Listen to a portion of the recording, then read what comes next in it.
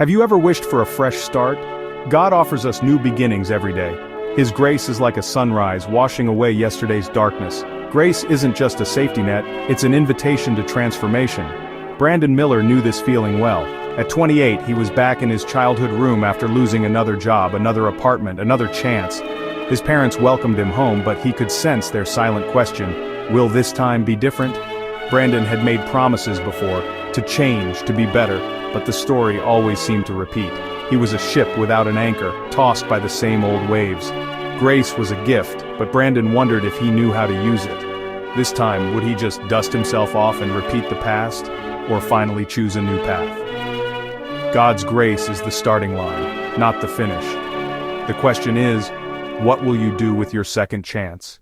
Will you let it change you? Back home, comfort quickly turned to frustration for Brandon. He blamed his boss, his landlord, his friends, anyone but himself. Old habits crept in, late nights, empty promises, treating his parents' home like a hotel. His parents saw the pattern and tried to intervene. "We love you, but we're worried," his mother said gently. Brandon got defensive, insisting he was in control, though deep down he knew he wasn't. He was stuck, repeating the same mistakes, refusing to see the cage he was building. Accepting grace without wisdom, he was going nowhere. The world wasn't against him. He was his own obstacle. Until he faced that truth, nothing would change. Sometimes the hardest person to be honest with is yourself. A chance meeting with his old friend David changed everything. David, once a partner in mischief, was now grounded and content. Over coffee, David shared how he'd broken his own cycle of mistakes. "I got tired of the excuses," David said. "God kept giving me chances, but I kept wasting them." A verse from Proverbs stuck with him. "As a dog returns to its vomit, so a fool repeats his folly." Brandon saw himself in those words, stuck in a loop of self-sabotage. David wasn't judging, he was holding up a mirror.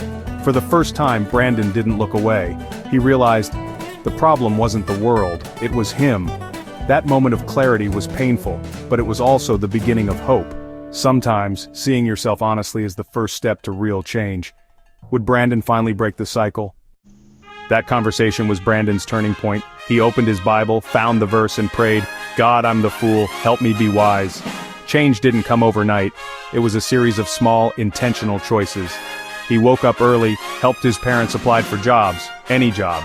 He created a budget, set goals, and started saying no to old temptations. Each wise choice made him stronger. He took a job at a hardware store, humble work, but honest. He showed up on time, learned, contributed. His parents noticed the change. Pride replaced worry.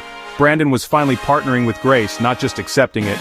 Wisdom, he learned, is doing the right thing, not just knowing it. Every day, he built a new life, one wise decision at a time. Real change is hard work, but it's worth it. Months passed, and Brandon's life transformed. He paid rent, saved money, and became a reliable part of his family. He and David met as equals, both committed to intentional living. Brandon's life wasn't perfect, but it was his, built on changed behavior, not empty promises. He found contentment in stability, trust, and quiet growth.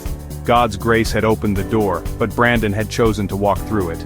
Wisdom is the daily act of not turning back. Grace is given, but wisdom is earned. What will you do with your second chance? Start today. Make one wise choice, then another. That's how you build a new life, stronger and wiser than before.